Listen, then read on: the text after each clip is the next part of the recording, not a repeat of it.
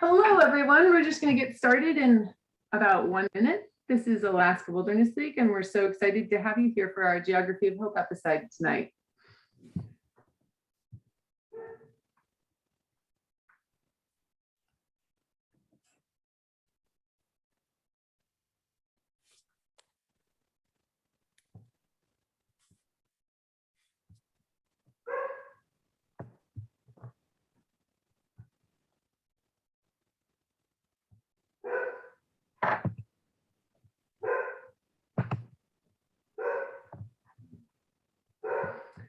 Hey there, great to see everyone tonight. I am here with Max Romey and several of my colleagues with Alaska Wilderness League, and I'm just gonna get there we go, get me, the speaker, centered on the screen here. I hope you guys are having a great day. I'm Hillary, the online director for Alaska Wilderness League, and I just have a couple of housekeeping items to go over before we get started. The first one is in the upper right, you see a little camera viewing icon. And if you select that, it will allow you to view speaker views so that the person who's talking fills the screen and it makes the experience a little bit better. Second, we have a chat below at the bottom, and you're welcome to use that chat throughout the evening to ask any questions. And we will be recording this episode this evening and sending back the any unanswered questions that people have, as well as links that we share as resources in the chats. Let's see. Yeah, so with that, let's get on with the episode, and I'm going to introduce Max in just a moment. For a little background on Max, he struggled for years to see the big picture in a world that prioritizes the written word, and then found a new artistic lens with which he could better understand the world and his role in helping to protect it and celebrate its beauty. So tonight, Max is going to take us on some of the highlights of his journey on foot along 150 miles of the historic Iditarod Trail, which goes through the Chugach National Forest. To share just a little bit of information with you about the Chugach National Forest before we get started with Max's journey, our Alaska director, Andy Motoro, who also loves the Chugach, is going to talk with you a little bit about this great forest and what we at Alaska Wilderness League have been doing to make sure people can continue to enjoy it for generations to come. So with that, Andy, take it away. Yeah, thanks, Hillary, and hello, everyone. Great to be with you from Anchorage, Alaska on my afternoon, might be your evening. That's what happens with time zones, I guess. But it's great to be in Anchorage, Alaska. Not much. Oh, somebody's needs to be muted. It's great to be in Anchorage, Alaska, in part because of the proximity we have to the Chugach National Forest, over 5 million acres, which is both epic and accessible for people in Alaska and from visitors around the world. Like many areas of Alaska, people access the Chugach by boat, by plane. But in addition to that, the railroad goes through it. You can also drive to parts of the forest and get to ports nearby. And that opens up a whole new range of opportunities for recreation and seeing public lands that define the Alaska way of life. And the Chugach is also epic in that you can do anything there. You can ski, you can snowshoe, you can fat bike, you can kayak, you can catch shrimp, you can snow machine. That's what we call snowmobiling up here. And with that opportunity to do so many different things, there's also the responsibility to make sure it's being done in a way that won't impact the forest so future generations don't get to enjoy what we do today.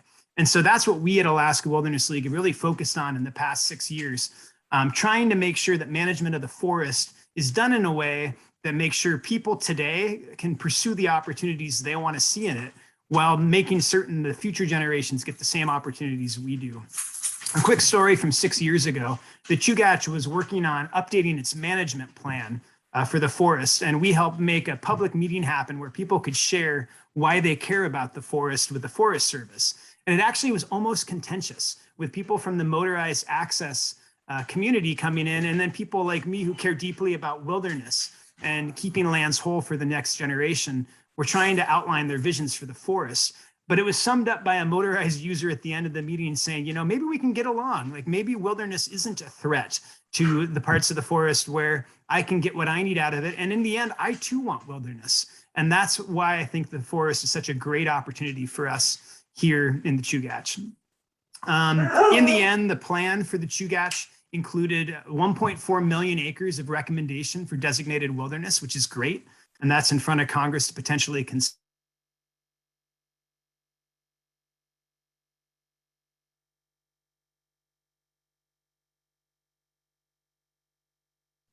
Oh, for some reason I muted. We also made progress during the whole process in making sure the forest would be managed in a way that allows monitoring of wilderness characteristics so that in the future, people understand what the forest looked like at a time, so that if things get degraded in the wilderness study area, we'll be able to make sure future management takes care of that. So that's kind of some of the things we've done in recent years. Happy to answer questions about the specifics, but as you'll soon see from the presentation, it's an incredible place, and I'm really excited to be taken there by Max. And so I'll turn it back over to you, Hillary.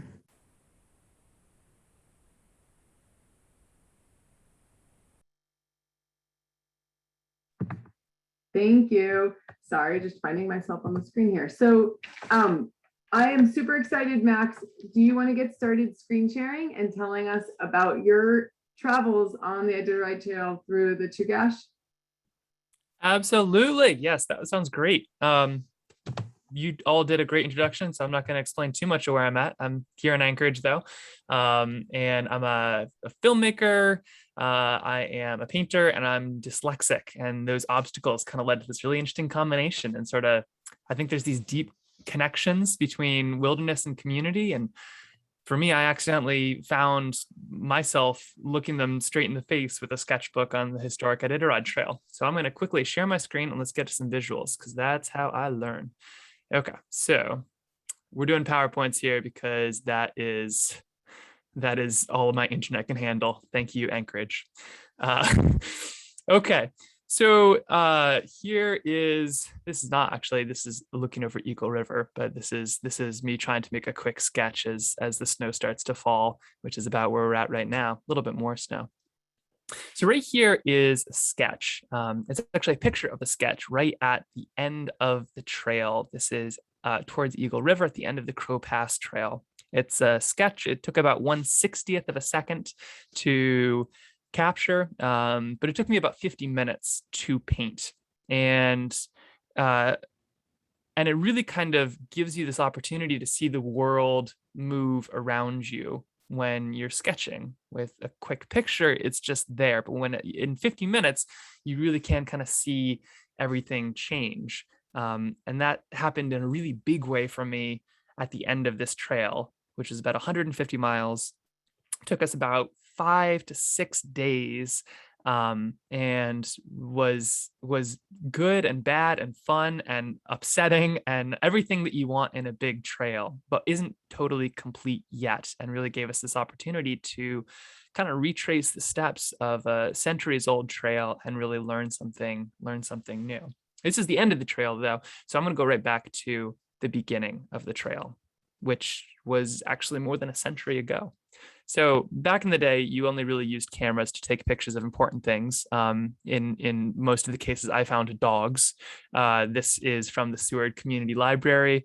And here are some excellent shots of a lot of these pack dogs. And then you can see on the right-hand side, these two ladies walking down fronts, like right on Main Street, with two dogs as well. And to capture a picture back then took a lot. It took like a glass plate, a giant camera, maybe even a daguerreotype. And so you didn't take many photos, but for most people, they would have, if you wanted something down, you might have sketched. Pencils and paper were much cheaper and more available than cameras. That was about 100 years ago. This is last year. This is Seward. There's a statue now of the pack dogs instead of the real thing. You can see Main Street right there. And then the start of the Iditarod Trail, mile 0.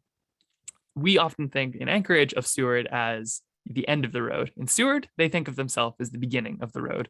And they are mile 0.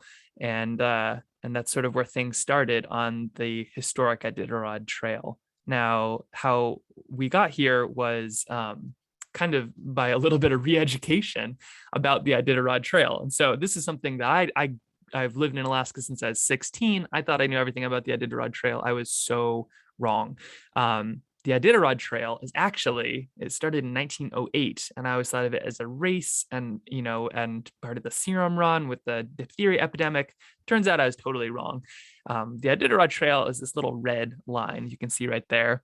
That started about 1908, it was blazed in 1908, actually, I should say. And people went from Seward around to the town of Iditarod, sometimes up to Nome. And it was seen as a trail that could kind of bring people there on foot in the winter. The Serum Run was 1925, so decades later, and that one started with a train ride to Nenana and over, and then the Iditarod Race, which a lot of people know, the dogs and the mushing, that was almost 5 decades after that. So 3 very different things, but that doesn't actually mean that the Iditarod Trail, the historic Iditarod Trail, is any less amazing. Turns out it was a really wild trail. So we decided that we were going to try to run this thing, or at least hike it quickly, and see what was left. So there's a small group. It was myself, there's Denali, that hand I think is Lars's, my wife Eve, and then Lila Hobbs helped us with a lot of the producing and sort of making sure all the details were there so we didn't die, as well as a lot of others. So we started with a 100-year-old map because, of course, if you're going to run a century-old trail, you should probably have a century-old map. This isn't the original map, of course. This is a photocopy and then printed on something a little bit stronger. But they got most of the geography pretty spot on. The one thing that they were kind of missing a lot of was the glaciers. You can see there's quite a lot of them in this area, and a lot of them had shifted quite a lot in that geology. But for the most part, we wanted to see what would happen if you followed this trail. What was the same, what had changed, and what wouldn't change. So the trail itself was 1908. I can't remember how long it was in use for, but a lot of the portions had sort of overgrown from what we had heard. So we packed up all of our supplies, lots of maple syrup and snacks and bear spray and sketchbooks, and headed out.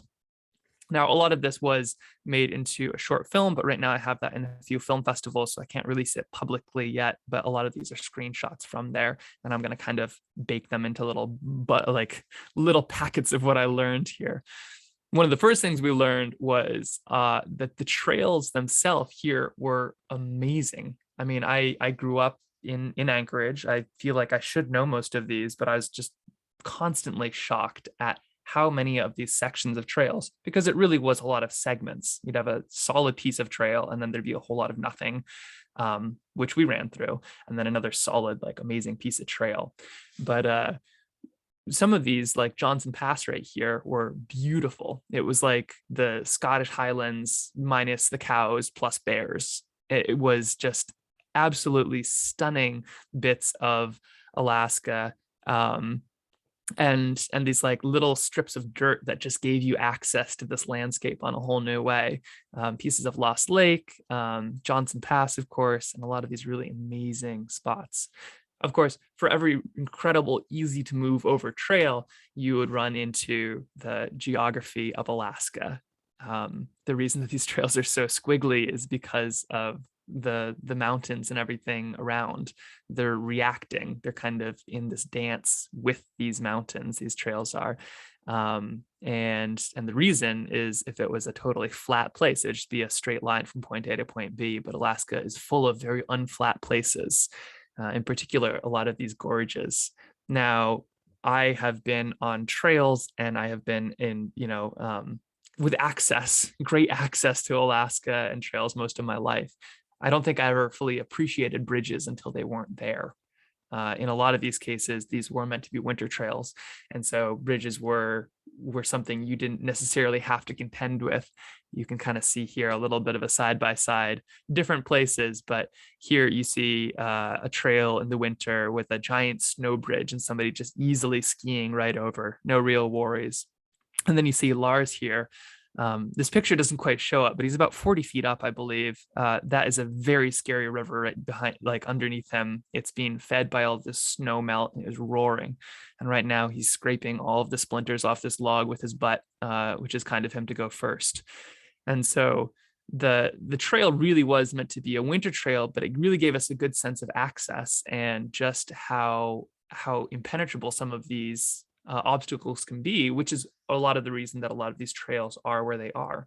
Now, one result of that, which is really interesting, was seeing where the trails overlapped. Right here is still part of the trail. It's us running toward Portage, kind of over there on the side. You can see, I think it's Skookum Glacier is where his shoulder is. I could be wrong on all of this. All of this should be double checked. I'm terrible at geography, which really didn't help our trip at all. But running along a lot of these trails, they would often just like turn into the highway. Sometimes it would be because there was no trail and we were very sore or, couldn't bushwhack anymore. So we ended up on the highway. But a lot of times the highway paralleled, if not totally, was the trail. And a lot of the reason for this is because of these amazing mountains and forests and tides and rivers, is that there are a very limited numbers of fastest ways from place to place. And so thanks to a few interviews and being able to speak to a few experts on it, we were learning how a lot of times these trails are just layered one on top of the other, because people long ago had found the best way from place to place, not just in 1908, but far before. A lot of Alaska Native people had been using these routes and these trails for hundreds, if not thousands of years, for subsistence and for trading purposes. And so to be able to basically follow these trails already was a huge asset. And so the thing that's changed mostly is just the ways that we use them. In this case, we were running along the side of this trail. Most of us going from Seward to Anchorage are going to drive the Seward Highway instead, but the trail and the people traveling over it have remained the same. Although it wasn't always quite as easy as that. Right here, you can see up ahead is Lars. Eve is right there. And out of her pack, you can see the paddles. Now, we discovered a lot about bushwhacking. As much as these trails were often laid over each other, there were a few sections that were quite fresh and new and had no trail really with them. So bushwhacking, I've heard described in 5 levels. You have level 1 through 5. Level 1 is kind of like walking across a grass field. Although don't be fooled. This is not a grass field. This is a swamp. And it was rough. Level 5 being you don't really touch the ground.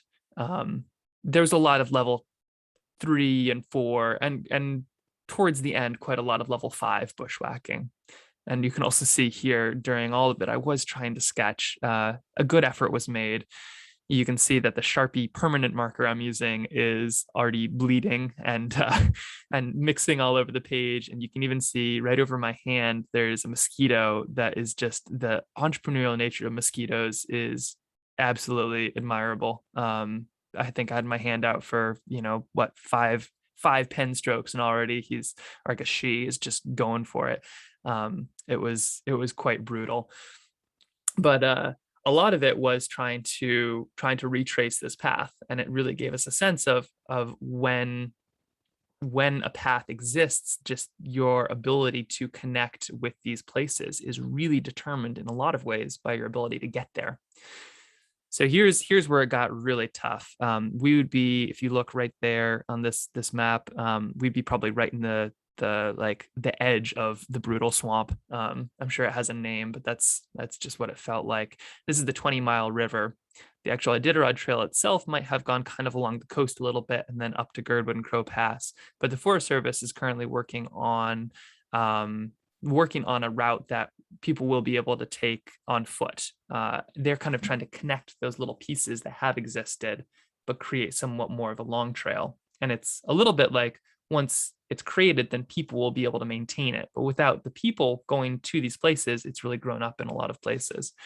So we were trying to go up the 20-mile right here. We were wearing pack rafts because if we needed to, we were going to bail out and then end up going down the river. And that's actually exactly what happened, as you can kind of see by some of this bushwhacking. This is a lot of the terrain that we were dealing with in this section. My wife Eve and Lars loved it. I did not. I don't I don't know how people can bushwhack through this stuff. These huge flat leaves right here are called Devil's Club. They're kind of like cross between like Himalayan raspberry and a hypodermic needle and celery. It's a brutal plant with a lot of medicinal qualities, I hear, but you'd be trying to step over these alders, which would be kind of whacking you in the shins. And then the Devil's Club would be sort of stabbing through any bit of clothing, no matter how thick it was. And then below a lot of this too, there were nettles. So you add a nice dousing of rain and solid, warm 41-degree weather or so, and it was a recipe for just misery. And actually, we ended up having to turn back, probably because of me, now that I think about it, because we just couldn't find the connected bit of the trail in between the 20-mile and the bridge to nowhere, as you kind of see, which leads to this Berry Pass trail. There was no real trail, and it just gave this real sense of what it's like trying to trek across Alaska, which is not meant for us. A lot of people have done amazing work to kind of develop these trail systems, these skills to be comfortable in the backcountry. But Alaska is just it's a wild, wild place. And we really felt that in a lot of ways.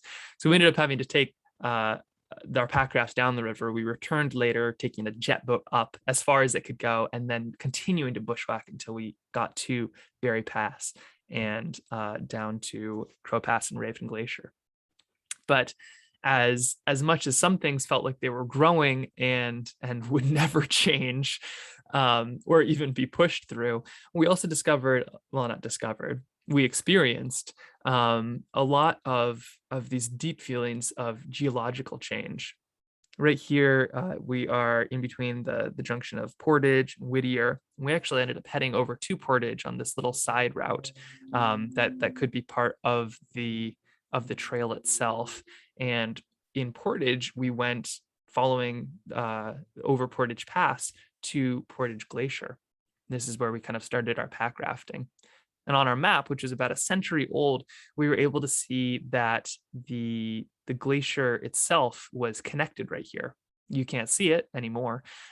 Portage is to our front, and Byron Glacier, I believe it's Byron, would be to our left. And on our map, which was from 1911, these two are connected far down the valley. I believe Portage was called Portage because you would be able to kind of follow the glacier up and over. You'd go over this pass onto the glacier and more or less around this lake. I don't think you'd have to spend much time, although sometimes I think you would have to portage in it. But we couldn't walk over the glacier. We had to paddle through the melted glacier. And so it kind of gives this strange sense when you're following this map and this trail, which just seems so solid. And then all of a sudden it would be as if a mountain was missing, in this case, a mountain of ice. And really kind of I don't really know how to explain it, but it made you feel small in a big way. Here you can see a Lars paddling kind of back as we headed down the creek and then on and up to 20-mile. But this wasn't the only glacier we saw. This was almost like a little bit of a theme, especially with this older map. Eventually, the trail led to Crow Pass, up at the top of Crow Pass. Here's a quick snack and some sketches. And on Crow Pass, you can see over my left-hand shoulder there is Raven Glacier. Raven Glacier is another one of these that's shifted quite a bit. And for me, it was quite a surprise. We've done Crow Pass several times since I'd moved to Alaska at age 16. I'd never seen Raven Glacier before that year. It had always been either too foggy, we hadn't gone all the way up, or we'd have to turn back a little bit earlier. But Raven Glacier had changed quite a lot. One of the only pictures I had seen was this one. This is from the Alaska Digital Archives, and it is a old black and white photo of these mushers heading over Crow Pass. They're on Crow Pass right there. Raven Glacier is in the background, and you can see it's just almost flat because this thing is going almost all the way down the valley. It is just a very large, prominent glacier. But for me, when I arrived and the fog finally cleared, I was staring at something very different. You can see a little bit, I'm blocking a lot of the view, but you can see it really just stops right there. It does not continue down this valley that it had been kind of grinding out for who knows how long. And right now it's actually receding quite significantly. If you go up Raven Glacier with anybody who's skied it before or has hiked it for, maybe 10 years ago, they'll be able to see these new parts of the valley that just weren't there beforehand. So this is Crow Pass, almost done with the southern track, which is the first 150 miles of the Iditarod Trail, the historic Iditarod Trail. And this is kind of where a lot for me sort of fell apart a little bit. All of a sudden it was trying to grapple with this trail that had felt so solid, but also seeing things that were changing so much. And for me, the first thing that I could think of to do was to sketch, which you can see right there. I'm sketching kind of by lantern, which in the middle of the summer is quite a feat. This meant that it must have been about like 1 o'clock or something. But in Alaska, you can kind of stay up and watch the twilight sort of fade to sort of this bluish tinge, and then it just goes right back to twilight and then to the sun. It's this really amazing experience.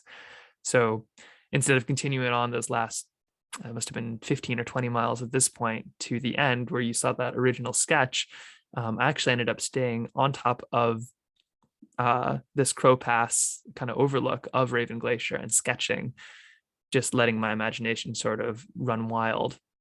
Normally, when I see glaciers, it's often in this context. It's this picture of a trail and a glacier, and here's where it was, and here's where it is. Sort of one of those before and after, which often leaves me just with the sense of loss, being able to see this amazing thing that I won't anymore. It's not a very good feeling. Often, most of these environmental trails, I feel like, often lead down to that feeling as well, this fear of losing something or this fear of not knowing as it's already lost. But up there while sketching, I was starting to kind of get a very different feel. When I sat and sketched, I could kind of see how the world sort of moved around you a little bit. Every sketch would kind of open up new little things. It was almost like living in a time lapse a little bit, or maybe living in a long exposure where I would watch for instance, a snow cave. There's this really wild ice cave where at the toe of the glacier where the river was pouring out. And over the course of sketching, I watched it collapse, this huge cave. And then, by the end of the sketch, it was very different. I was watching these small landslides or there's the people cruising past on the trail. But as much as you saw change, I would also see things not change. I would see the trail not move really, or I'd see some things were remaining the same. So I'd kind of imagine, what if instead of where it was going, what if you could kind of imagine like where it is going, this glacier as it recedes, and what would stay the same, but what would change. And so I started to sketch as if each page was a decade or two. And I actually filled up this sketchbook almost entirely, but here's just an example of a few, just kind of imagining as it receded up the valley, Raven Glacier exposing this valley, but then slowly disappearing. And so I stay there for a few days, actually, just kind of sketch from the morning to the night and into the day, just sort of watching things change. And what I noticed wasn't changing was the trail. The one thing that had kind of outlasted this glacier and this landscape a little bit was this trail, which is really this fragile strip of dirt that we had watched overgrow to near leg breaking capacity, at least on the 20-mile, and some of these places where the bushwhacking was close to impossible in just a century. Yet this trail was outlasting a glacier that had been there for geological time, seemed just absolutely disproportional to me. But it really kind of gave this sense of what what and how we connect to places.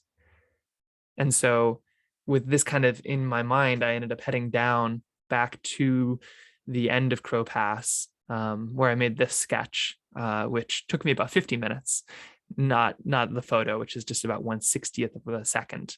And kind of made me realize what will still be there. And for me, I think a lot of it is going to be these trails. Even as the landscape changes, so long as we keep on valuing these places, keep on appreciating our access to them, and seeing how important it is to kind of continue those footsteps that have gone for not just centuries, but potentially millennia before us. It really shows that deep connection between community and wilderness. And for me, really gave me a lot of hope as I have the opportunity as a 27-year-old to keep on being part of this landscape as it changes and as I change, but also being able to be a part of the conversation to make sure that it's able to be accessible and enjoyed, and what it is and what it's done for so long and so many generations before for the generations afterwards. So it was a brutal 150 miles in some ways, but also a really amazing experience, and one that no amount of photos, or frankly, no amount of sketches, could ever really have captured. It was something that you probably just have to be on the trail to really experience it. And even then, you're just in one place at one time. And these are places that might need to be experienced for a lifetime to truly appreciate them. So that's the journey in a nutshell. And then a shameless thanks to a lot of the people that made it possible, especially the Kenai Mountains Turning an Arm Heritage Area, which really did a lot of the heavy lifting to make this the film possible, which I hope to be able to release soon, and also the journey and kind of supported that the space to make mistakes.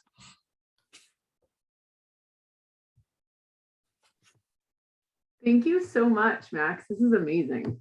Wow, what great photos. So I know that we have some questions in the chat that we want to answer. And I think what we will do is first introduce Ariel, our annual giving manager, who is going to talk with you guys a little bit about things that people can do to protect wild Alaska and preserve access to places like those that Max has been visiting and sharing with us tonight. I'm just gonna find Ariel. There you are. Hi. I'm gonna pin you up. Okay. All right. Great.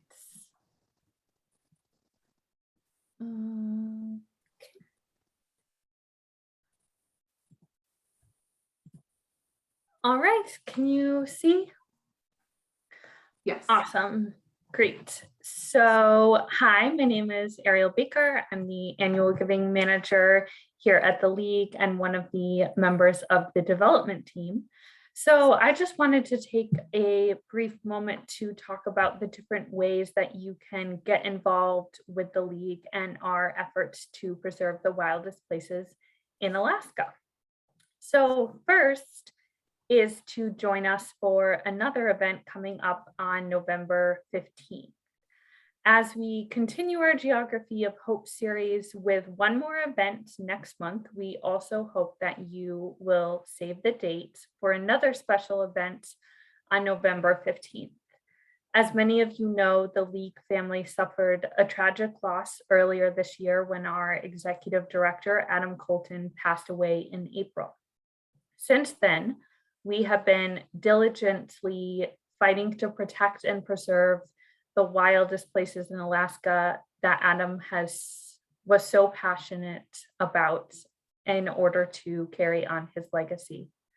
On November 15th, we will gather virtually to celebrate Adam's legacy, share more about the collective victories that we've achieved this year, and look ahead to what the future entails for Alaska's iconic landscapes.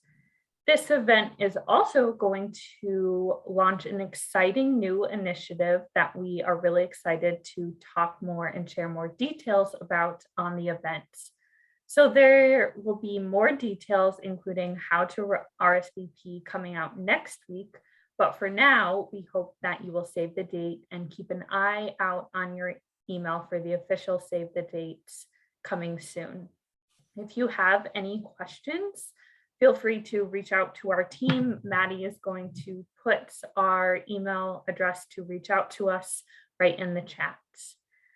The next way to get involved is to make a donation.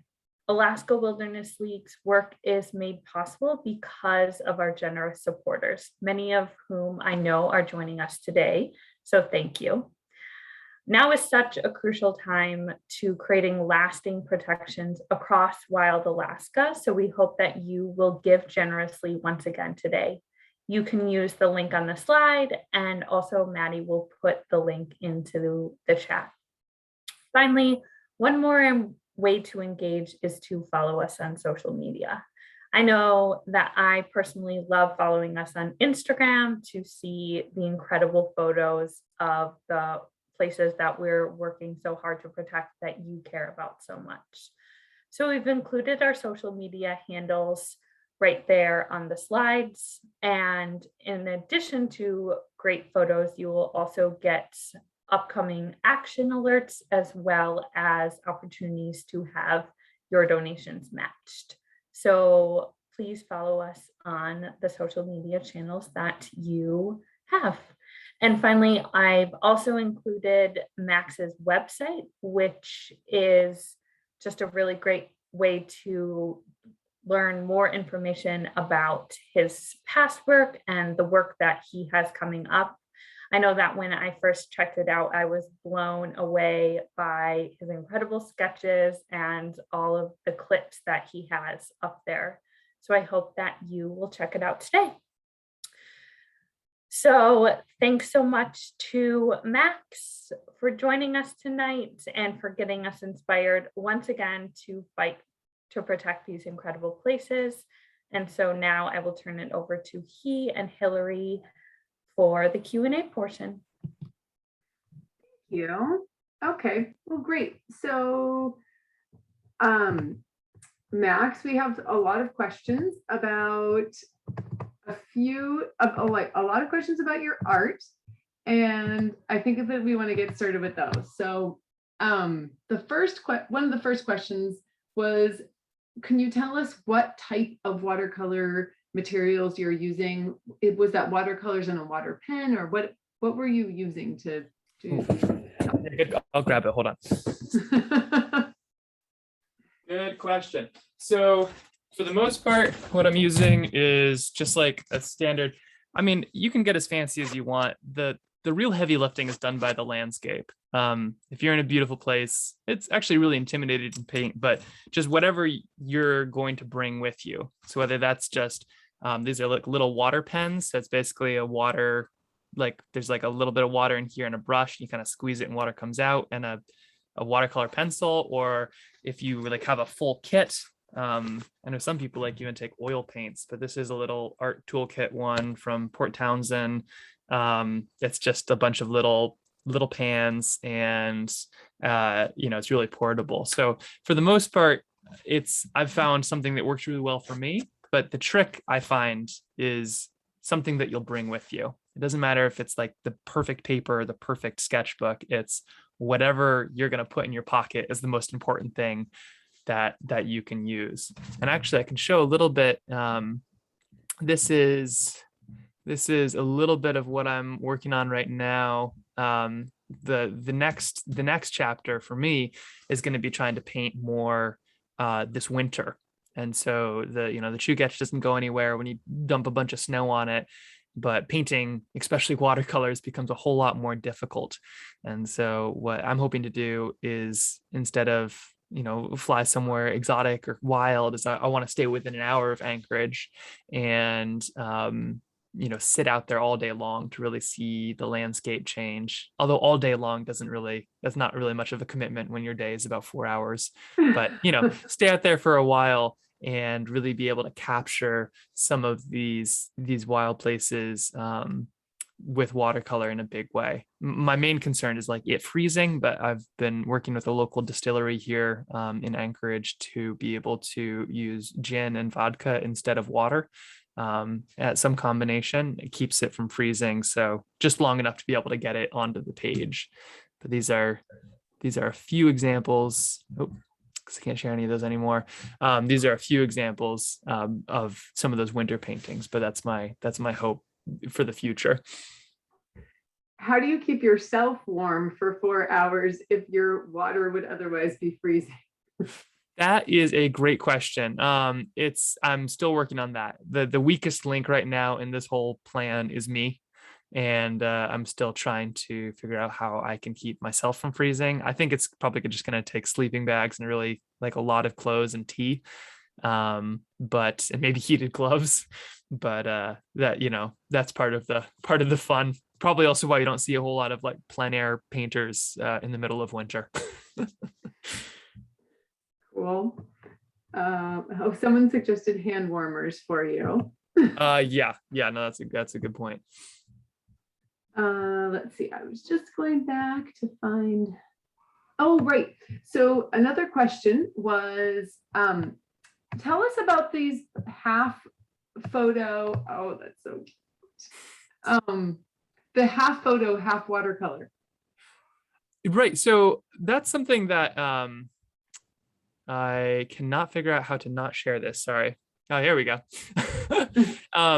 Yeah, that's something that I've been trying to sort of work on a little bit is this ability of being able to kind of take the viewer into the artist's world a little bit. And so in the video, I blend watercolor and video in a way that kind of gives you a little bit. But when you're actually out there in some of these places, let me see, I can go back to screen share. When you're actually out there in some of these places, you're seeing the world kind of through an artist's eyes. And my hope is to be able to kind of bring people with me. So kind of mixing those two. So a lot of it is kind of painting frames from the video and then transitioning between the two. But I think when you just see a picture, like where's a sketchbook?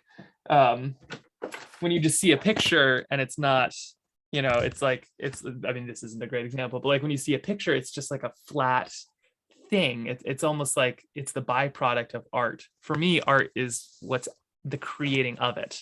You make art and it's like the making. And so I really want to be able to share that process, which is difficult, but then also turns out it's very difficult to do in a lot of these conditions, summer or winter. Alaska really makes you work for your creativity.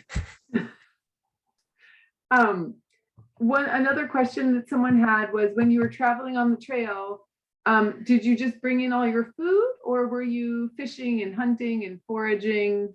What was that like? I appreciate somebody thinking I'd be competent enough to do that. That is not me. There are people that are great at foraging. My wife is like she eats as much berries as a black bear. She loves like being able to pick berries. In Alaska, it does not allow us to grow a lot of food, but like what's here naturally is amazing. So we didn't do a lot of that because I'm not very good at that myself, but also we were kind of under a time constraint. So we ended up using a local brand called Heather's Choice. I think they're in a lot of stores now, but she's an awesome local entrepreneur who creates some really cool stuff in Anchorage, including macaroons and things like that. So we ended up using a lot of her meals, which are these dehydrated. So all I really had to do was learn how to use a jet boil, which is about my level of skill. Love jet boil. Okay, let's see. There are a couple more. Okay. Another question is, okay, so going back to the question about the watercolor and the photo combination, they're asking if it's done digitally. Yes, let's see. So, well, Not always. Here, I'll show you here. I'll just screen share really quick. So for instance, the ones in Seward, if I were to go back to those, so this right here, these are all just, I mean, these are all very real. This is, the result of sitting in a place and sketching what I'm seeing for 20 to 40 minutes. What you can see up here in kind of the corner of the main road there, sometimes I like to see if I can fit it together. So sometimes I'll just look at it through my phone to kind of see where the sketchbook would line up and make sure to kind of line up the sides there. But a lot of it is just freehand sketching. Let's see, like this was digital, so you can kind of see there's a little bit of a combination here. In the film, it just kind of washes straight over.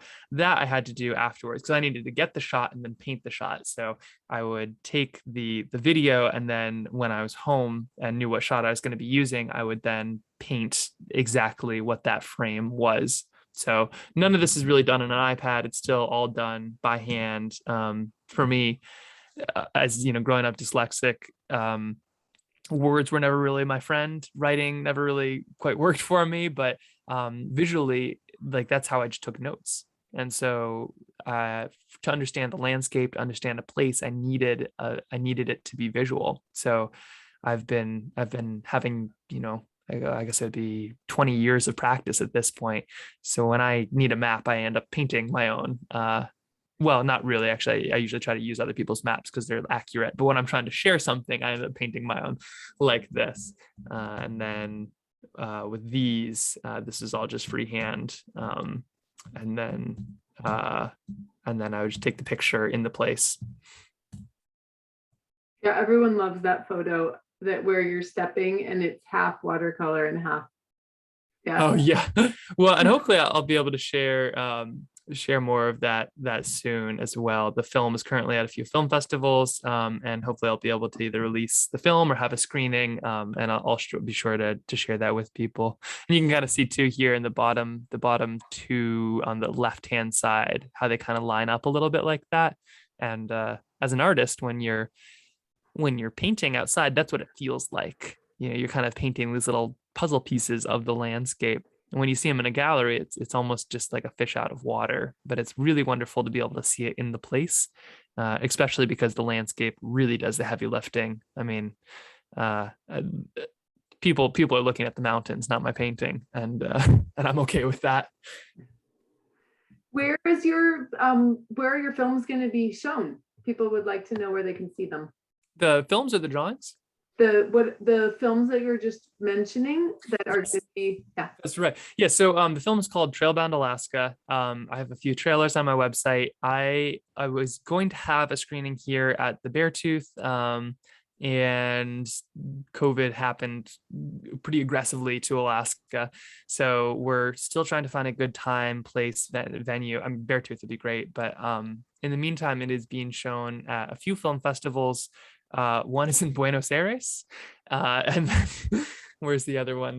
There's another one. The Friday Harbor Film Festival had it for a little while, but I hope to be doing once kind of the film festivals have run their circuit a little bit, then I hope to be doing a little bit of a release. So if you're interested in getting a bit of a sneak peek, you can always email me and I can potentially send you something a little bit sooner than later. But way excited to be able to share it on a much bigger capacity soon. Okay, cool.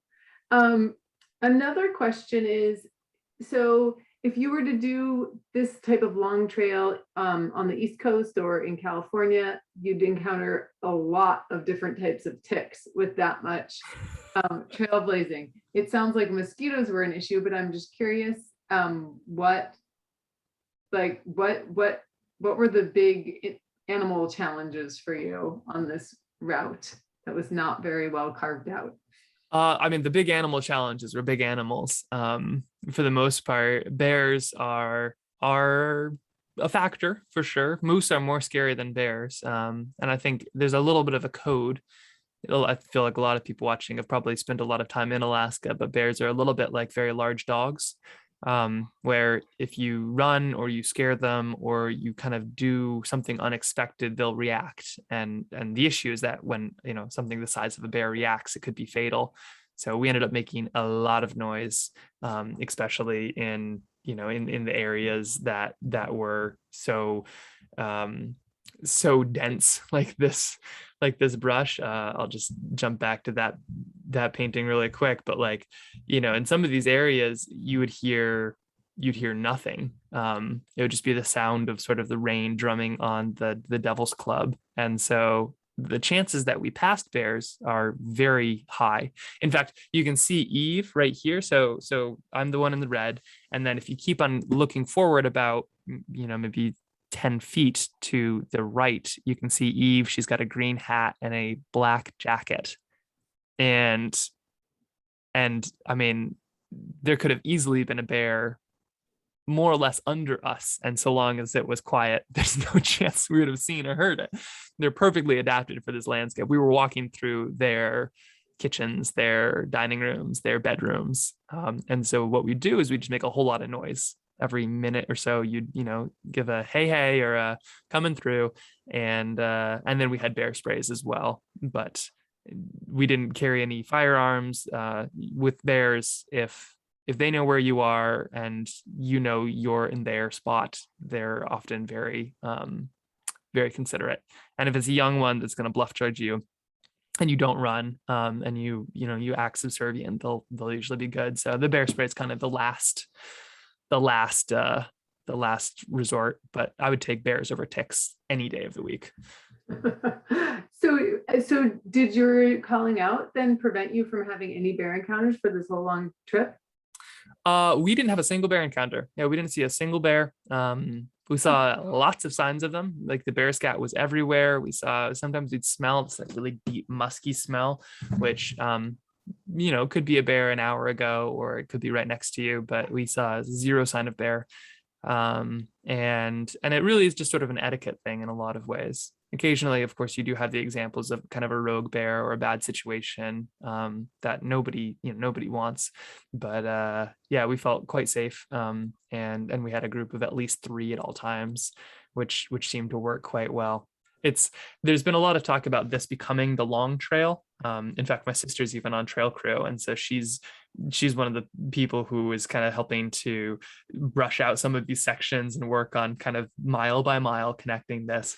And if and when it is connected, Alaska's going to have a long trail that puts the PCT to shame. And I've been on large segments of the PCT. It's amazing. It's really cool. But Alaska's like nowhere else. And I spent a lot of time traveling and a lot of time filming all over the world. And the more I travel, the more it'd be like, wow, this is nothing compared to home. And so it's actually one of the questions is, how long do you think this trail could be under maintenance, or how long will it take to create the trail?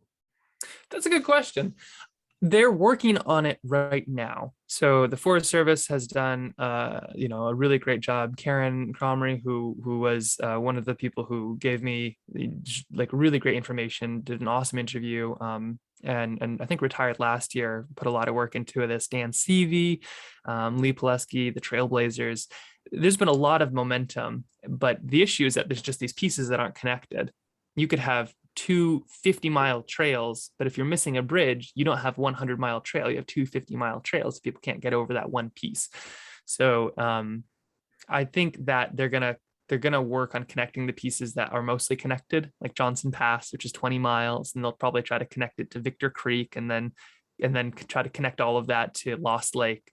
So I bet it will start in Seward, and then from there keep on developing until you do have a connected trail that is able to go at least 150 miles. And then from there, I think they're talking about creating something that's almost 500 miles long. Wow. We have most of it, and it's this crazy opportunity. It was like being able to do the PCT before it was finished. But I'm very much looking forward to the day when they finally finish that last segment of trail, and you can take a full month and just do the Alaska Long Trail in its entirety. Wow. So one of the images that you showed was of the crossing of Lars with on the tree. And it kind of makes us wonder, was that the most dangerous part of the trail, or what would you say the most dangerous part of the trail was? Yeah, well, this is certainly one of the scariest parts of the trail.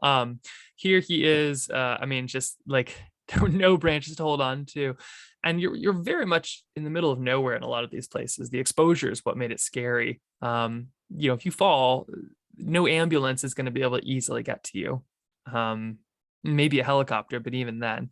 So it definitely felt pretty scary. Lars is like an extreme athlete and probably has no fear sense, but for me, I was freaked out on a lot of it. But I think the scariest part was probably the road. The roads themselves are not built for people. They are not even really built for bikes. These are made for cars. There's missiles going 60 miles an hour, or somebody's trying to get home to Anchorage quick, 80 or 85, iffy conditions, and they're not really designed for people. So I found the sections that we were on the road to be some of the scariest, even with the bears and the moose and the cliffs and the bridges and the pack rafting. I thought this was the most dangerous part. And I think that that as this trail gets created, having a foot only or a bike only, I guess a non-motorized corridor, is going to be really key to keeping runners, hikers, bikers safe along this journey. Okay, well, we are just about at the end of our time with you, Max, and I have no more questions that have popped up in the chat. So are there any last parting words that you want to share with us? I just really appreciate this time you've spent with us. As a runner and hiker, it's so inspiring to see someone out there in these vast wild places. Yeah, I think I'm just really grateful for the community. I mean, I'm a transplant. I came here at age 16. And for me, being able to have access to this place has really changed my life in a big way. And I also feel very supported by the community, whether it's like the grant from KMTA or support from Black Diamond, or I do a lot of cards. I sell a lot of cards on Patreon and my website. And like that all makes what I do possible. But it also gives me like this huge sense of encouragement, and it really makes me excited to pay it forward. I can't wait to see what we're able to accomplish in my lifetime, and the ways that I think these really amazing, beautiful places are going to become a part of so many other people's lives. And so just way excited to be part of that momentum. Thank you so much. And thanks to everyone who came tonight to go on this journey with us. It was really fun. And we look forward to seeing you for the next Geography of Hope episode, which is Project Rome, a trip to the Arctic Refuge. And don't forget to go to Max's website and check out his artwork, because there's a lot of great stuff there. So have a great night, you guys. Thanks so much.